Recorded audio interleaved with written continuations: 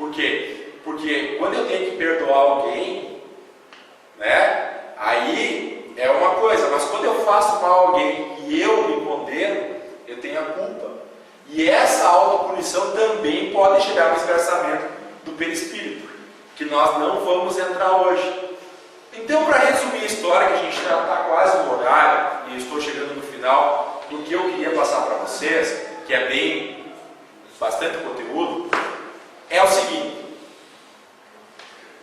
a medicina clássica vai até um ponto, ok? Maravilhoso, o trabalho na área, principalmente odontológica, já tem um monte de trabalho legal se desenvolvendo, só que vai até um ponto, o ponto do paciente fazer o trabalho dele. Como o desafio é como nós vamos colocar todos nós numa posição de paciente, como nós vamos fazer para fazer o trabalho de dentro para fora do esgarçamento do perispírito. Se a gente tem a hipótese de que o câncer, uma das causas, que é a causa espiritual, provenha do esgarçamento por um problema comportamental, por um vício moral, etc. e tal, como que eu vou fazer o movimento de dentro para fora? Como que eu vou fazer esse movimento dentro para fora?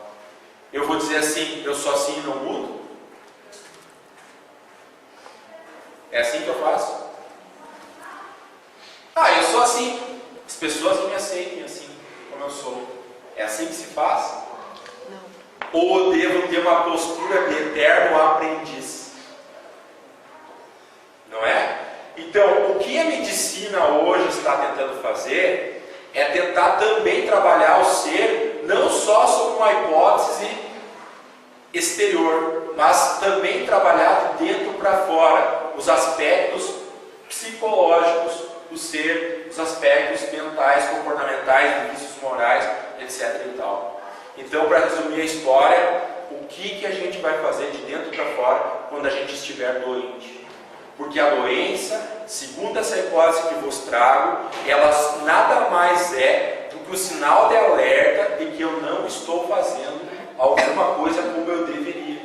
Não um castigo, não uma punição, não um erro de Deus, e sim como um alerta de que eu não estou seguindo o caminho do amor incondicional. O que eu vou fazer em relação a isso? Eis a grande hipótese e a grande pergunta: o que eu faço se a doença, ao invés de ser o mal do século, na verdade é um sinal de alerta de que eu não estou no caminho adequado? O que eu vou fazer em relação a isso? Eis a questão que fica para todos vocês. Muito obrigado mesmo, fico lisonjeado pela atenção de vocês que ficaram bem atentos a mim. Muito obrigado mesmo por se deslocarem até aqui para fazer esse seminário. E agora, né, Yara, nós vamos abrir a perguntas, a colocações, questionamentos. Não sei se tu quer falar mais alguma coisa.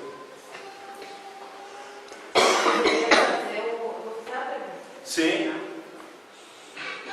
Então, partindo, né, de uma realidade que nós ainda sentimos raiva,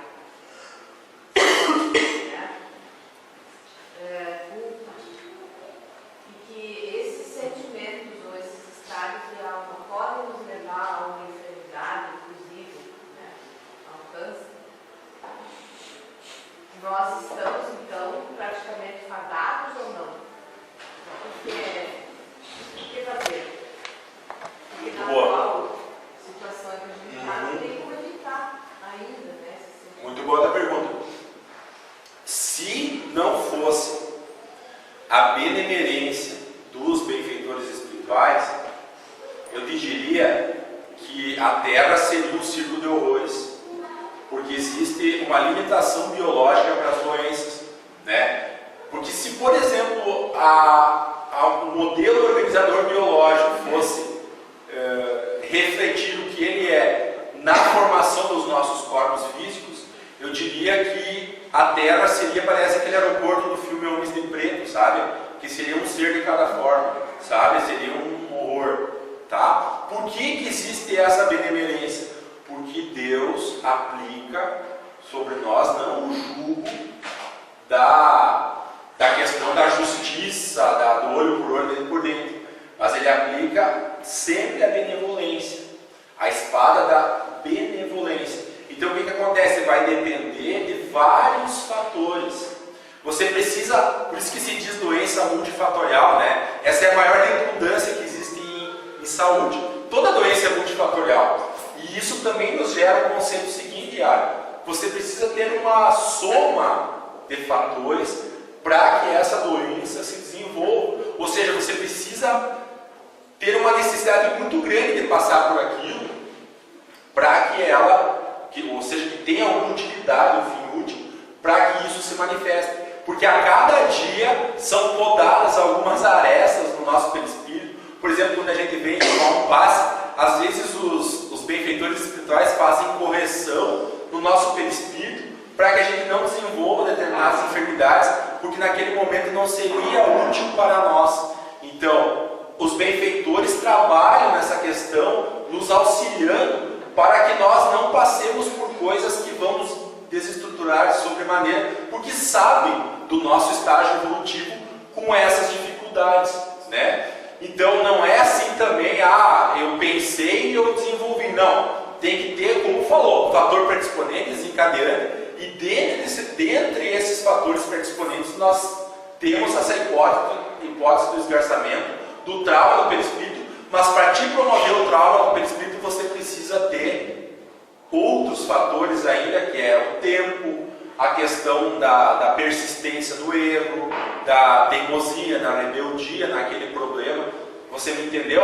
Então é multifatorial. E a espiritualidade amiga, a gente sempre olha pelo lado negativo, né? Mas a espiritualidade amiga sempre está lá podando algumas arestas do nosso perispírito para que as nossas enfermidades morais não se manifestem tanto no corpo físico, porque senão, Nossa Senhora, seria muito difícil, inclusive, nós levarmos a nossa encarnação, porque a gente tem cada sentimento e cada ideia que realmente é complicadinho, né? Eu vejo por mim mesmo, não estou falando de vocês, estou falando de mim mesmo, né?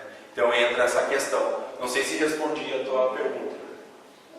Sim, inclusive a gente pode também, né, fazer o movimento de parar de sentir aquilo, né? É isso que a gente tem que fazer, né?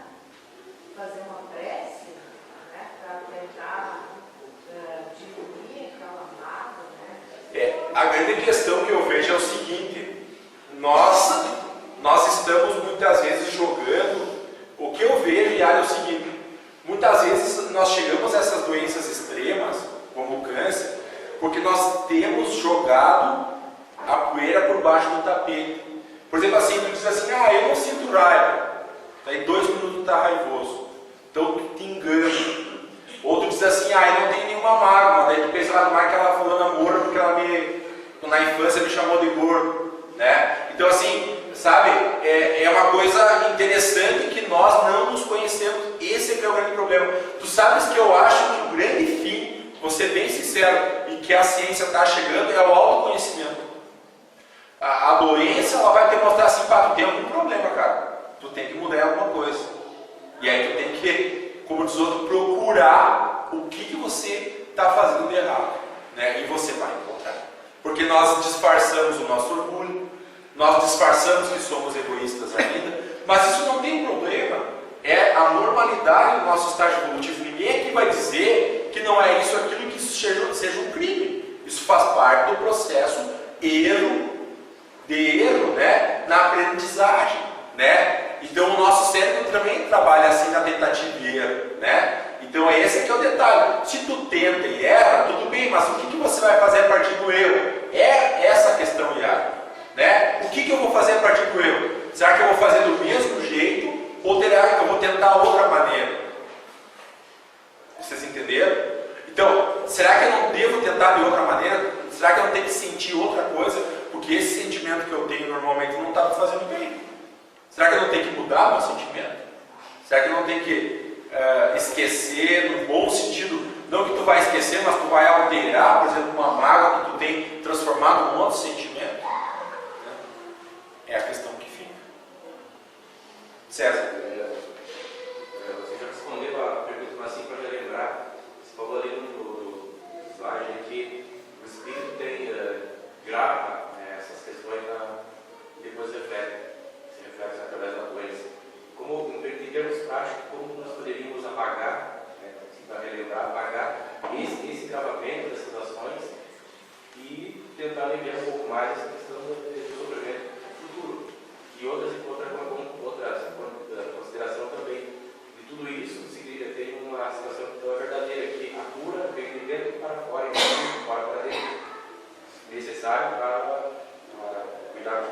mais. Isso mesmo. Essa tua primeira pergunta é o seguinte: se você analisar a questão, vamos começar pela tua segunda questão. A cura, ela é o estado de perfeita harmonia da alma, tá? Se o estado de perfeita harmonia da alma, você vai precisar de um corpo saudável para ter harmonia na alma também, porque o teu corpo influencia na alma. Vocês entenderam? Aquela imagem do princípio inteligente, do corpo mental, do corpo espiritual, do núcleo etérico, do corpo físico, vai fazer o seguinte: o que dá no teu corpo vai refletir na tua alma. Então, por exemplo, assim, tu tem um corpo extremamente débil, está muito doente, tu não vai ter perfeita harmonia da alma ainda, né? Então tu precisa trabalhar de fora para dentro e de dentro para fora também. É necessário os dois caminhos. Vocês entenderam? Não tem como dissociar isso. Nós normalmente dissociamos: eu vou trabalhar agora só de dentro para fora e agora só de fora para dentro. Não é possível. Você precisa trabalhar integralmente. E essa é a proposta da medicina atual. Em relação à tua outra pergunta, como que eu faço para, por exemplo, eu tenho uma gravação negativa? Isso vai ao encontro daquilo que eu falei da Vatiquis. Como é que eu faço para reparar um erro que eu cometi e ficou gravado no meu disco rígido, que é o meu perispírito? Pagando o mal com o bem. Como é que eu faço bem? Caridade. Eu preciso trabalhar no bem. Aí eu começo a modificar algumas programações negativas que eu tinha, que eu mesmo fiz. Eu vou atenuando. Por isso que Jesus dizia que o jugo é leve, porque você tem que amar. Então, no momento em que você ama o próximo e a si mesmo também, você vai atenuando, vai modificando o teu perispírito, fazendo com que essas gravações sejam modificadas. Então, a tua pergunta é ótima e realmente você precisa pagar o mal com o bem. E a melhor maneira de pagar o mal com o bem é praticando a caridade. Por isso que a lei maior é a justiça, amor e caridade. Dentre as leis morais, as leis naturais, a maior das leis é amor, justiça e caridade.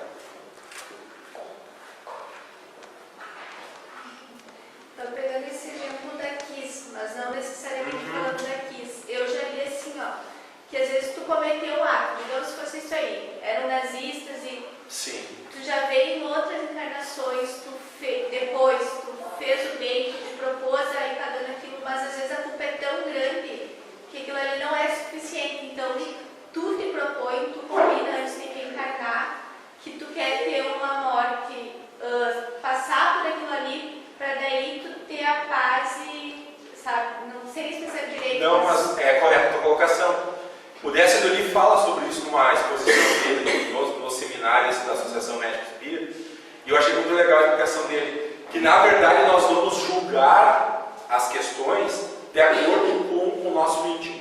Ou seja, tu vai julgar a situação de acordo com quem tu julga os outros. Por isso que aquela parte do Pai Nosso, né, que Jesus fala justamente, né, que perdoar como a gente gostaria de ser perdoado, ou seja, como a gente perdoa o outro, né? Então essa questão é o seguinte, querida: você necessariamente, pela lei divina, você não precisa passar por isso. Você se propõe porque o teu julgamento é duro. Tu julga as situações, as pessoas dessa forma, e aí você julga a tua também assim. E aí você se propõe a passar por isso porque você julga-se muito severamente. Mas não seria necessidade extrema não, se você não tivesse esse julgamento moralmente falando. Você entendeu? Então o peso da tua expiação vai ser de acordo com o teu julgamento. Por isso que Jesus salientou isso tanto na oração dominical. Entendeu? Essa que é a lógica da coisa.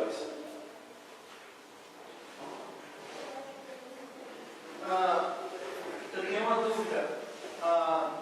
Acontece muito de 3 gerações ter o mesmo câncer.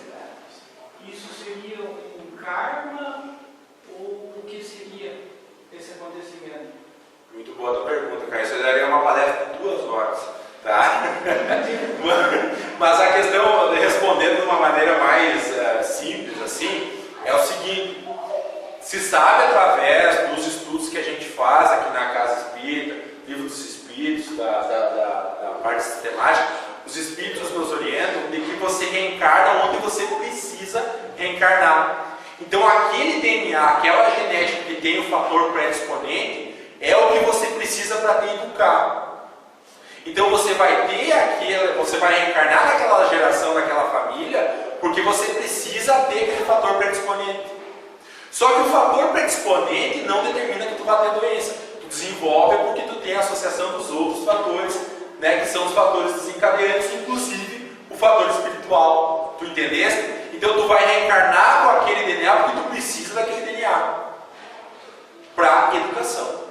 Por isso que se diz que nós reencarnamos no local certo, na hora certa, na família certa, com o corpo correto, para nos educar. O que nós entendemos com dificuldade é justamente a educação. Nós encaramos a vida sempre num aspecto assim, tudo é sofrimento, Deus não gosta de mim, Deus é injusto, por que eu tive que nascer com essa doença congênita? Não, tu precisa te educar com aquela. Muitas vezes a própria doença é o corretivo que você precisa para dar um salto quântico em termos morais. Tanto que no Evangelho, o Espírito nos diz que o sofrimento, a mortificação do corpo nesse sentido, em termos de sofrimento, ele vai fazer com que a alma se depure, nesse sentido educacional. Tá? Mas a gente poderia falar isso assim, naquela palestra de livre-arbítrio e genética espiritual, a gente fala sobre essas questões básicas desses genes perispiríticos que determinam alguns roteiros na nossa encarnação atual. Respondeu a outra pergunta?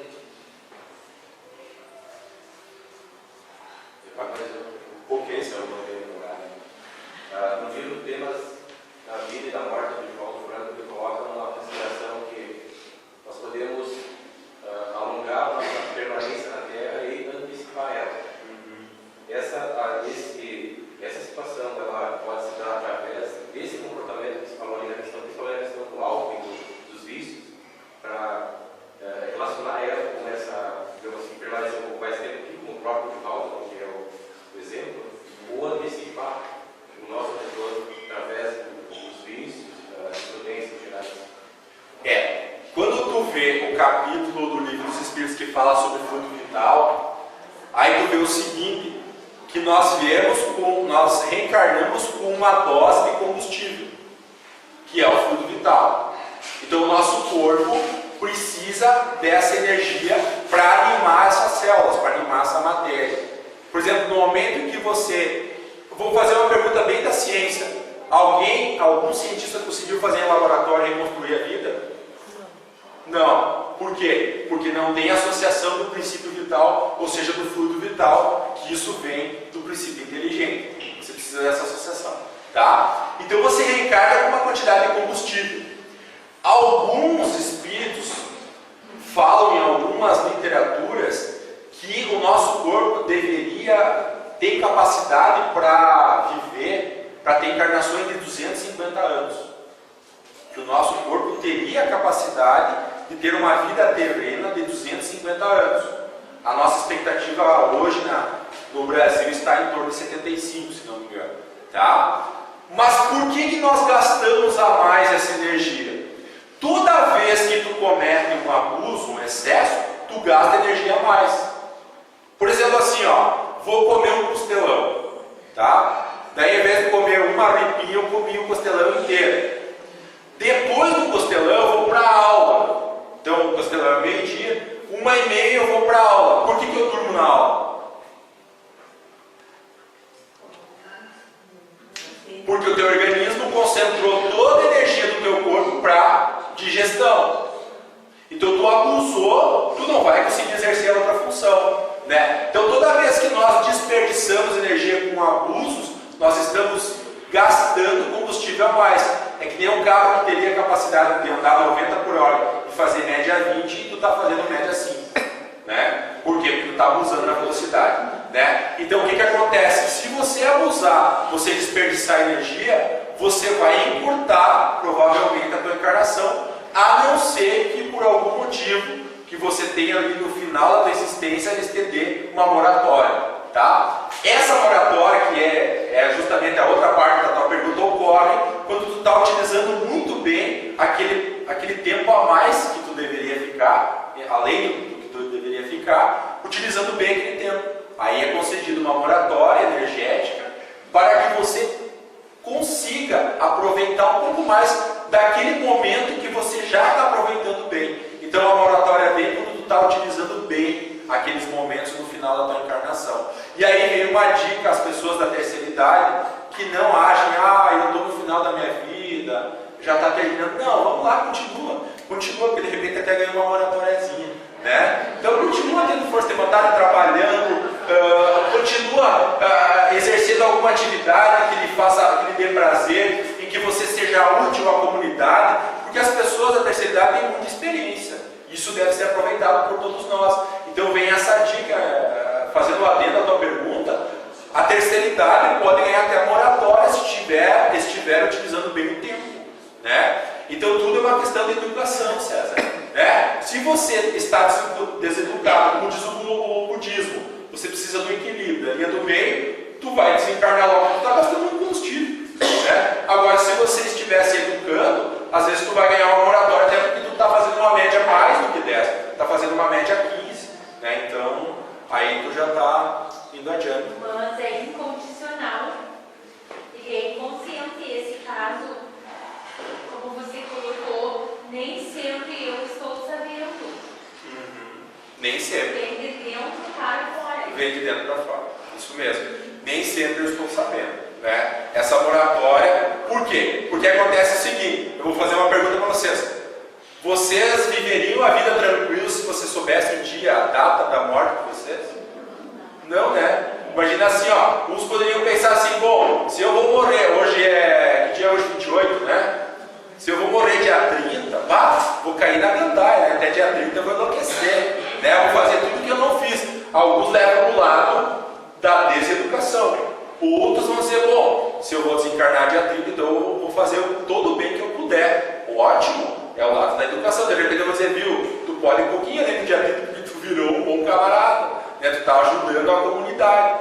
Então tu já pode, né? Mas é muitas vezes inconsciente. Algumas vezes é consciente, dependendo do nível evolutivo da pessoa, do nível de evolução moral, tá? Aí se torna uma coisa que a pessoa sabe, tá? Mas, por isso que eu falei esse exemplo, porque a maioria de nós não tem evolução moral para ter esse tipo de conhecimento. Vocês entenderam? É que nem tu dizer para a criança alguma coisa que ela não deve saber, porque senão ela vai fazer um monte de bobagem, né? Então é mais ou menos assim que funciona. Quando tu já tem a capacidade de absorver esse conhecimento e utilizar bem, aí é permitido que você saiba. É assim que funciona. Então, entidades como Chico Xavier, Divaldo, sabem o dia que eles vão desencarnar, né? E sabem da moratória. Segundo se diz, o Divaldo já está na moratória, inclusive. Já ganhou uma moratória. Alguém levantou a mão antes também? Eu tenho uma dúvida assim, eu aprendi o lado do espiritismo através da dor, não tive câncer, mas foi um AVC. E daí até então eu me perguntava muito o porquê, né? E daí eu não encontrava esses motivos, por que aconteceu comigo. Daí eu fiz um curso e fui desafiada a ler um livro. E justamente me deram o livro da Zíbia Gasparetto. Daí foi porque eu comecei a tentar me educar para o espírito. Só que, assim, sou só eu. Só que tem várias pessoas ao meu redor que são, negativa. Então, às vezes, eu tento manter a educação espírita, do espírito, só que as pessoas no lado não ajudam. E daí, às vezes, eu fico me perguntando, para mim continuar essa educação, tentando me educar, como é que eu faço? É através da prece? Muito boa a pergunta. Eu te devolveria uma pergunta. O que faria do aprendiz sem a prova? Aqueles que estão na tua volta estão te testando para ver se tu está absorvendo o conhecimento ou não. Só que às vezes dá vontade de desistir, sabe? Porque é muito... Por quê? Porque o conhecimento não está sedimentado ainda. Eu estou falando de mim, por exemplo, assim, eu sou uma pessoa extremamente irascível, né? E de vez em quando eu tenho uns surtos, né? Principalmente vezes tacando a bota, como se diz. E aí eu tento me educar, mas porque é a culpa da pessoa que eu me irrito ou porque eu não tenho condições de lidar com aquela situação. eu não estou tendo, me desculpe a sinceridade, eu não estou tendo a condição de lidar com a situação. Então eu tenho que ser testado várias vezes até que eu absorva e sedimente o conhecimento. Assim que é uma prova. Por exemplo, assim, tu faz uma vez a prova sobre biologia, sobre genética. Se tu fizer uma segunda prova sobre genética, tu vai aprender um pouco mais, porque tu vai estudar um pouco mais. Na terceira prova, tu já está quase PhD, e assim vai indo, sabe? Você vai sedimentando e aumentando o conhecimento, transformando aquilo em uma coisa que está dentro de ti, não vem de fora para dentro. Porque nós temos o hábito de dizer que as coisas vêm de fora para dentro, né? Mas na verdade é de dentro para fora, as nossas reações são de dentro para fora. Porque o problema não é o outro que te causa desequilíbrio, é você que é desequilibrado e está tentando se desequilibrar, você não entendeu? É o movimento contrário. Então o que você faz? Leitura edificante, tu já falaste, e prece para que você tenha coragem, força e resignação. E a resignação está justamente em não desistir. Não desista de ti mesmo, tá? Não desista. Porque quando nós desistimos de tentar, nós estamos desistindo de nós mesmos. Porque a felicidade, por exemplo, ela não vem de fora para dentro. Ela vem de dentro para fora.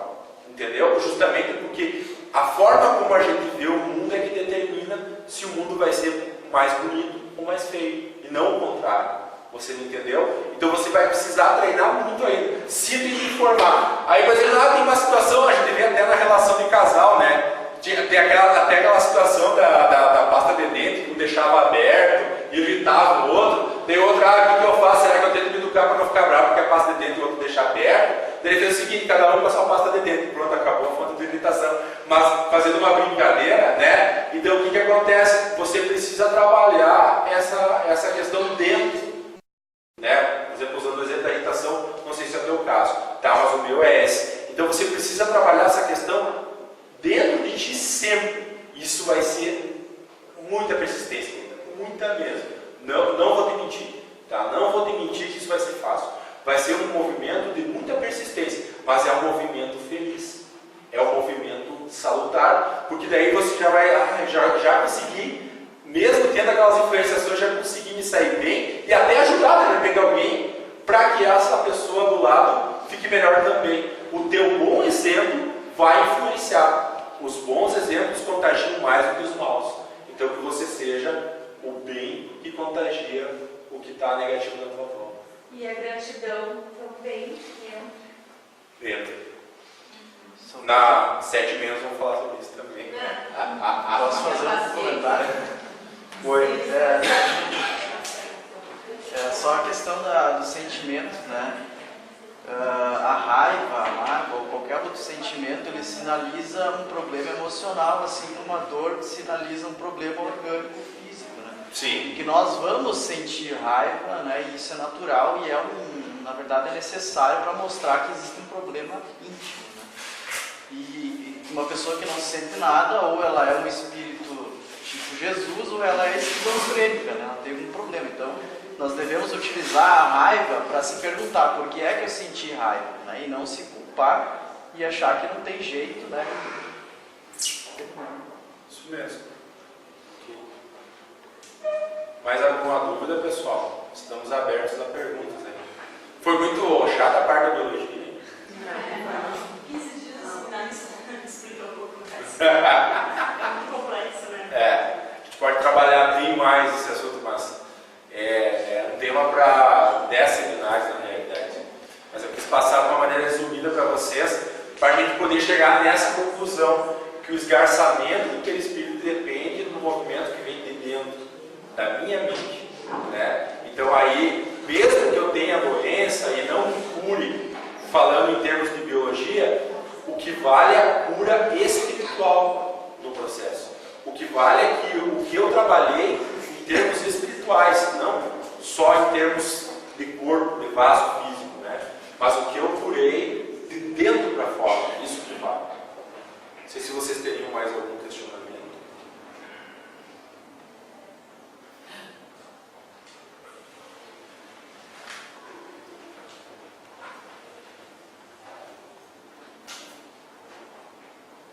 Beleza, todo mundo sabe tudo, eu fico bem feliz. Já fica a proposta para o próximo, né? genes perispirituais. Então nós queremos agradecer ao Felipe, a Deise que também acompanhou, e a todos que compareceram nesta tarde de domingo aqui para termos esse momento de reflexão para a vida, sabendo que tudo que Deus nos proporciona é para o nosso melhor, sempre. Jamais Ele vai colocar um fardo acima da nossa capacidade de suportar. Esses ensinamentos iluminam as nossas mentes, trazem mais ânimo, coragem, perseverança para podermos enfrentar os obstáculos que temos nesta vida. E agradecemos de coração a disponibilidade do Felipe. Daqui a 45 minutos tem outra palestra. Então, aqueles que querem permanecer aqui, tem um lanche ali, então ficamos à vontade. Vamos fazer uma prece para encerramento e agradecer a Deus por estarmos juntos, agradecer ao nosso Mestre Jesus por esse momento divino que passamos aqui, que possamos também sair daqui com as reflexões para a nossa vida, buscando sempre nos seus ensinamentos a coragem, a paz, a harmonia, e vamos em frente com tudo de bom que tenha nesta vida. Que a paz do Mestre esteja junto aos nossos corações. Que assim seja. Sejam bem-vindos à Casa Espírita Chico Xavier. Nesse dia já com bastante conhecimento que recebemos desde as 17 horas, que paramos em torno de 15 para 7 aqui com o nosso irmão Felipe Messer, que vem lá de Três Passos, que é também trabalhador da Casa Espírita Francisco de Assis, cirurgião dentista da cidade.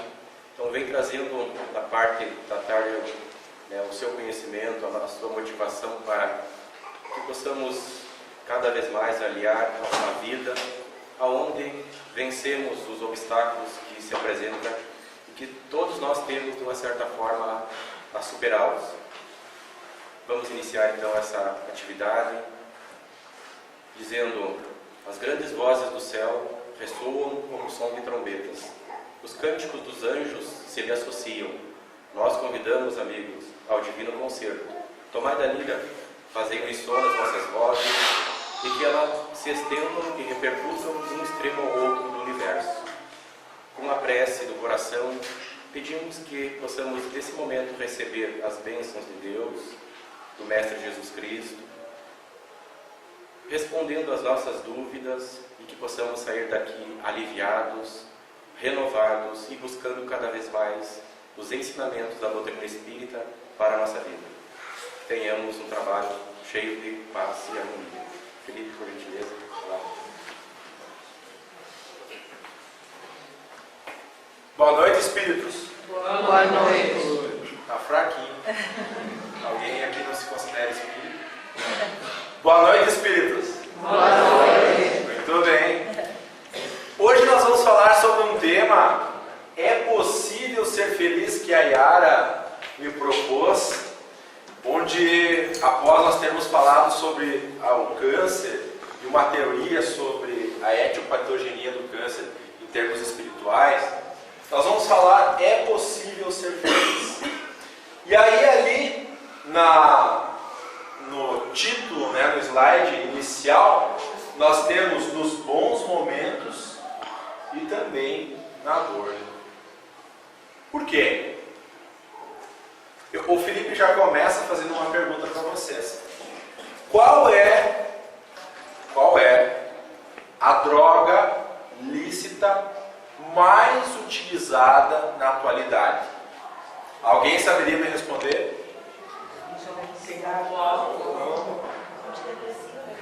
Alguém falou aqui. Antidepressivo. Muito bem. Antidepressivo. Por quê?